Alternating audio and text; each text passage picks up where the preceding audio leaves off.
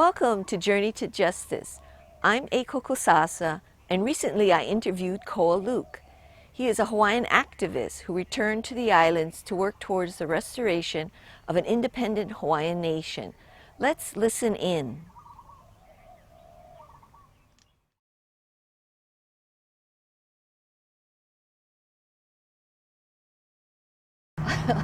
Okay, thank you, Koa, for being on the show.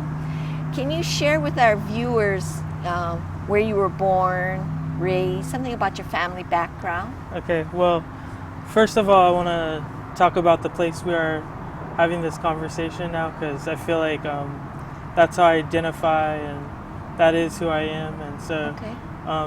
where we're sitting at now is an ili in the Ahupua'a of Waiava, and it's where my family has lived for generations and generations, and we even have burials in the area, so we're very connected to this place, and I have a kuleana to this place, and I feel my ancestors here every day, so I just want to acknowledge that because that's who I am. But And so this is on the island of Oahu. yeah, sorry, Right? on Oahu. Yeah. Yeah, but I was born on Oahu, and my family name is Kiawi Kekini, and this is my one Hanakehau, and I was born in Tripler Hospital.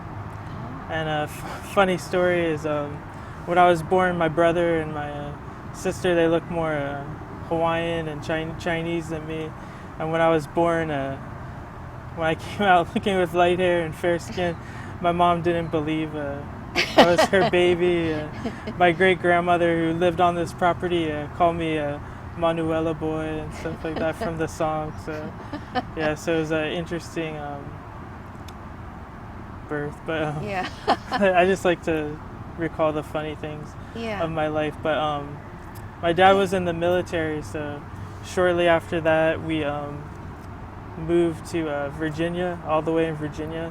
Okay. And then we moved to San Jose, California, and then we moved back to Virginia. And so that's where I lived until I was, I think, 21. Mm-hmm. And so just 21. So you went through high school and started yeah, and college, a little bit of college, yeah. And just growing up, I wasn't really political, but there were certain things I loved history, and I loved learning about people's history, and being so far away was hard to connect to, because I believe you have to be on the Aina to really know the culture. But my grandparents and my parents tried to instill in me the culture as much as they could, and things, values that they gave to me that I didn't even realize were Hawaiian. Like being humble and aloha. As much as they could, they taught me. Also, I gained my political, or I have to credit my sister for some of my political foundation, because I remember being like 12 years old, and she would come home from college and take all these African diaspora classes, and she'd have books like Malcolm X's autobiography, and just like, oh, what is this, and read about him. And I remember the first time I was in her room and saw From a Native Daughter, and just like trying to absorb as much information about our people as possible. So. But when you were growing up and your parents are raising you with Hawaiian cultural values, did you feel like a disconnect being in Virginia? I tried to, it's kind of hard, because you have to be connected to the land too, because that's what this culture comes from. The language comes from the land, but I tried to apply it to as much as possible in my everyday life. And my mom always was really good about teaching us about whose land we were on. I was thinking about that today. We learned a lot about the history of like the indigenous people of the area and stuff. Yeah, so how did you come to political consciousness then? It was really, with those foundations instilled by my parents and my sister and my grandparents. When I went off to college, I met a lot of anarchists. And Where did you go to college? Richmond, Virginia, at a college called Virginia Commonwealth University. And the first day of school, there was these people, like a mixture of community activists and anti-capitalists, or community organizers, and they were marching through the school campus. I was like, oh, who are these?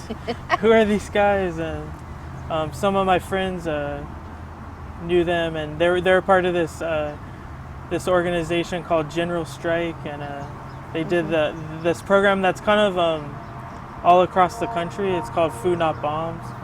It's like they provide meals for people and political literature. It's not seen as like a charity though. It's like for the whole community. It's like they kind of brought me to a different level. I was reading things like Emma Goldman and anti-capitalist literature. And at the same time was when they had the World Trade Organization meeting in Seattle. Oh yeah, the So, WTO. yeah, we knew a lot of people that went to that and came back, and I was just inspired by seeing what was going on. And the spring after that, the International Monetary Fund and World Bank had a meeting in Washington D.C. So me and my friends like formed a contingent to that as well, and we went up there, and it was just really inspiring to see so many people just speaking back to power. But at the same time, I kind of felt like there was a disconnect, like something missing. Like all these people were coming into this town and didn't really care about what was going on locally, because to me it's all connected, and they're just doing this one thing, and then once the rioting is over, they just go back to their normal life. So they're always going around, and I kind of saw a more like local approach, and I still think this way, like think we need like more of a local approach. Like my idea was if we had all these really strong self-sustaining communities like that, we could maybe take the world back over. It's kind of idealistic, but it leads me into the second phase of my life. But it's interesting, you had this idea and these feelings about being connected to where you are, you're living, right? Yeah. Right.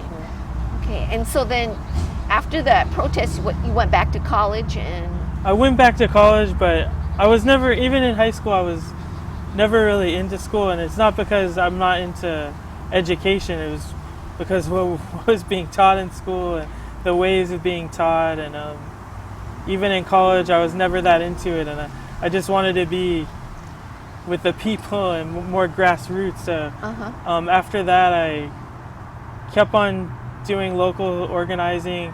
There was a group called Working for a Living Wage, working with poor folks, working against gentrification in Richmond, and so I dropped out of school, and I shortly after that, though I was also part of like a network of activists, that were also loosely affiliated with like a DIY punk scene. So like I met all these people from all over the country and really world, and I met a lot of friends from this town called Bloomington, Indiana, and they really excited me, like the kind of art they were doing, and I learned about their town. So Indiana University's here, right? So after traveling one summer after I dropped out of college, I just moved there with really nothing. I had nothing, like a backpack and some boxes, and I moved there and got a lot of my community organizing skills that I have now from there. So what did you do there exactly? Well, it was a really awesome town. It was had a lot of labor history, because like with there was like a factory town, so with like they were being really heavily hit by globalization. So there's a lot of labor history there. There was just amazing people, a lot of organizations. There, like one organization was a community kind of like a community grocery place that was started by these single mothers who had no money. It was either feed their kids or pay the bills. So they started like collecting foods from stores and dumpstering food, and just started a distribution center, and it caught on, and they opened like a whole store. Right. So those are some of the kinds of things that were already in the town, but I really got involved in this community center that was called Secret Sailor, and it had community events. They had labor meetings. They had this other program called it was a Books to Prisoners program called Pages to Prisoners. And shortly after I moved from there, we started another one called, or it went out of business, and we started another one called Boxcar Books. And what is that, Boxcar Books? Boxcar Books. It was, there's a lot of people that were like, it's kind of a dumb name, I think, but it was kind of a lot of people that were into like train hopping and like train culture and stuff, because it was a small Midwestern town, so I'm pretty sure that's how they picked the name. But yeah, I would help them set that up, and me and my friend were like the main organizers of this project called Pages to Prisoners, with the idea that the prison system is just not working. They don't provide enough for incarcerated peoples, and you know, all the things wrong with the prison system, like heavily racialized, and so we would collect books from the community, and then we would get letters from incarcerated people, and just send them out for free, all on our, just whatever we had. That's one thing I learned about from this town too, is that you know, I was without a home for a while, and like just people really, it was just a different way of like living. People were really supportive of each other, and you know, you just make do with what you have, and you know, you're really resourceful people. So. But did you have a job, like a paying job? I mean, like, how did you support yourself? Off and on, but yeah, I mainly, a lot of times I would say I would be doing this project like sometimes over 40 weeks, and I would just get by on whatever I could. But how did you make the decision that you're going to, you know, your job is going to supplement your activism? I mean, did you just fall into it, or, I mean, what made you, versus I'm going to have a full-time job doing whatever, so you have a apartment, food to eat, and then you'll do these other things on the side, but you were doing it the other way around. Yeah. It's just where I put my priorities. I don't, like I could live this way, and I just wanted to help people, and I also was beginning to make the connection with my people and people I was talking to in the prison. I didn't vocalize this, but I was getting these letters from, like, you know, political prisoners, like Native Americans and ex-BLA, Black Liberation Army people, and just kind of making that connection, and it's kind of having this internal realization at the same time. And I was getting really inspired at the same time, like talking about like community. I was reading about the Black Panthers, and you know, some of the things the international connections they were making, as well as some of the community things they did for their people, and that really inspired me. So how long did you stay in Bloomington? Well, I kind of, it was an alright place, but it was like, that's the funny thing. I attribute a lot of my consciousness to the place, but at the same time it was kind of like a bubble, and kind of like the whitest place I've lived ever in my life. And I knew a lot of people in Florida and New Orleans, and at the same time of having this, because we were getting crazy letters of like things that were happening to, like you know, Black political prisoners and transgender prisoners, just harassment and stuff. And so like I said, that was bringing, you know, like, you know, my identity and things that happened to my people up internally and me. So like I said, at the same time, I was visiting my friends in the south, like in New Orleans and Florida, and I went to this conference, Critical Resistance Oh yeah. conference, and it was just really mind blowing. Like Angela Davis Yeah. spoke, and there was a workshop on things people were like people working in art with the children of incarcerated people.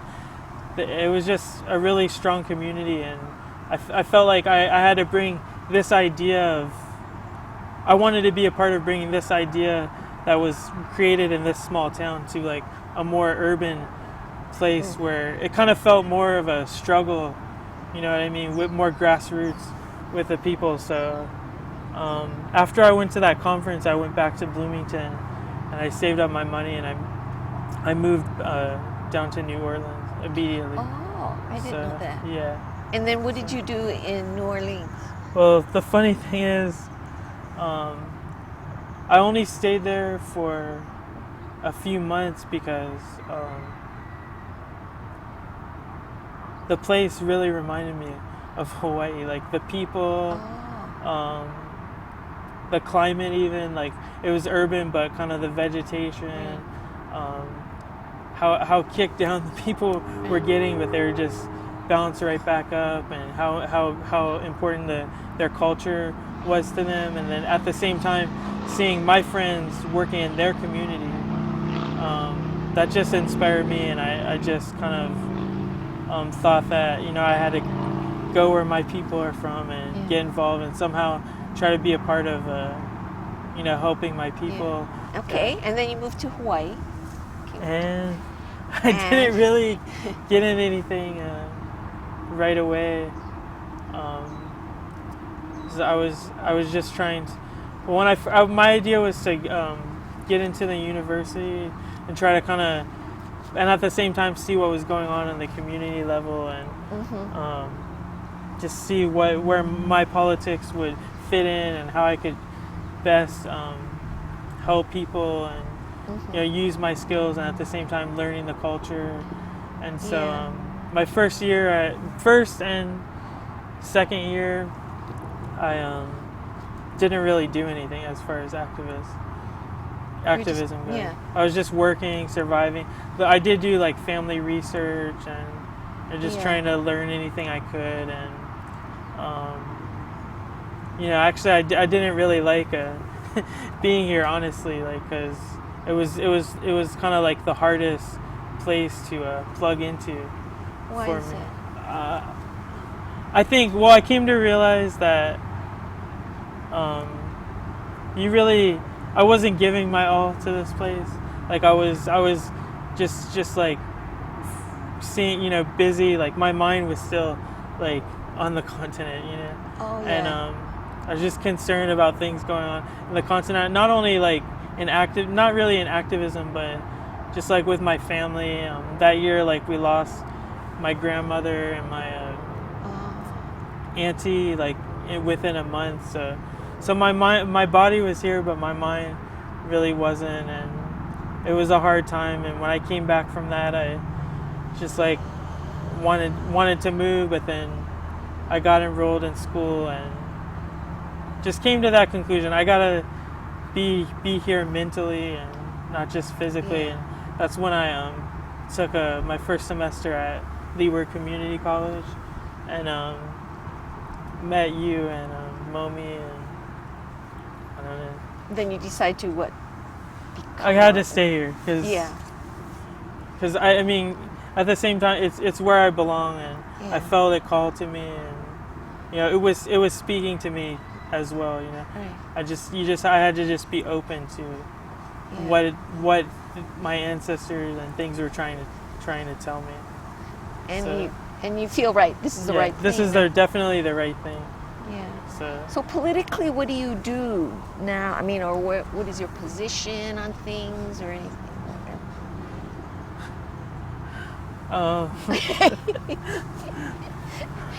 Well, I met some key people that, like you and Momi, and I consider you guys my mentors. And then I met people like Noe Goodyear and Auntie Terry, or just kind of I just really grasp onto their analysis, like their independence, but they're not with. Not that any kingdom is bad or anything, but they're not with any particular kingdom, and they have a lot of grassroots experience and things like that. So it fits with your background, and you feel more comfortable. Yeah. So, but once I met up with those people, I just kind of fell almost immediately into activism. Like within a month, like there was the Kahana evictions, and I just like plugged myself right in. I went up there on the day that they were supposed to be evicted when we formed the blockade, and I just felt right at home and just plugged myself in. And I know now. So, how would you compare what you're doing now than what you were doing on the continent? Besides, this is your homeland, but like when you're in Bloomington, it was like this small community, and people were, like you were saying, in a bubble. But this is more what the struggle is more real. Or? That's what I would say. Yeah. That's what I would say. It's more real, and learning our history and moving forward with our history and our political situation. Just trying to restore independence, whatever that means. And it's funny because I still have that kind of position where kind of making these areas, these strong little pockets of Hawaiians, and being self-sustainable, and kind of spreading that out on a grassroots level to support our people. And right.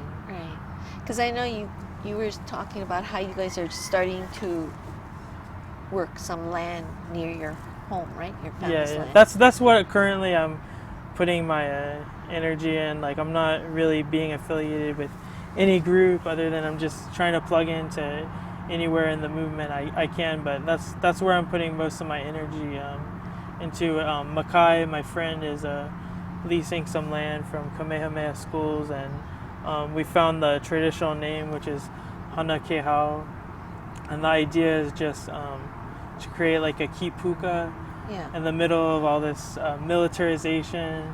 So we have PACOM up there, Pearl Harbor, and a lot of like suburban development. Right. So try to create this little spot where people can go and just learn spirituality, farming, and just be themselves. Right. And you were telling me you're connecting it to one of the charter schools, right? Yeah. So you want the kids to come. Yeah, that's the most important thing, is our youth. Building a strong foundation for them, and I really think that's a lot of the hope in our lahui, because with the language movement and how much culture is more important to them than, say, my generation. Like I just think they're going to be so much more ahead of us, like of dealing with identity and those kind of issues. Do you feel, but by the time you came to Hawaii, your identity was clear about being Hawaiian, or you felt like when you came here? Clear. And that's kind of, I got in a lot of fights with people, specifically in Bloomington, because I was always Hawaiian, but I brought these issues up of like whose land is this, and getting into more independence issues, and that's something that those people can never understand. Yeah, so I was like, oh, Koa's not that fun guy anymore, so that's right. I remember once you were talking about with some of your friends, they didn't understand, because Hawaiian, it's a national identity, and they were of color. I don't remember, it was something like that, and then they were getting it. It was like they had the paradigm in the United States of racism, but this is different, right? It's about Yeah, national political. Okay, and do you have other things that you would like to say or issues that you feel are important to you right now? Like a message to the viewers. Yeah, that would be great. Especially for younger Hawaiians, you know, what you were just explaining in your life is very inspiring on how it's all come together. I just think, you know, I'm still in the process of doing this as well, but just know our history and know our culture and,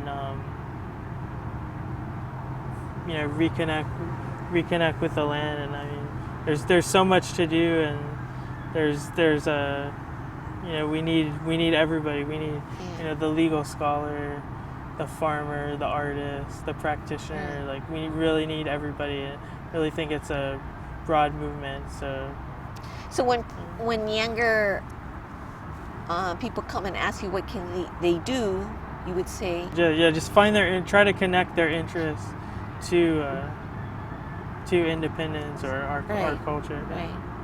Okay. Because not everybody is going to want to go back to the land. That's the problem they're having in Tahiti, is the people just, so I've heard, it's the people, a lot of the youth, they don't want to be farmers. Just try to find your interests.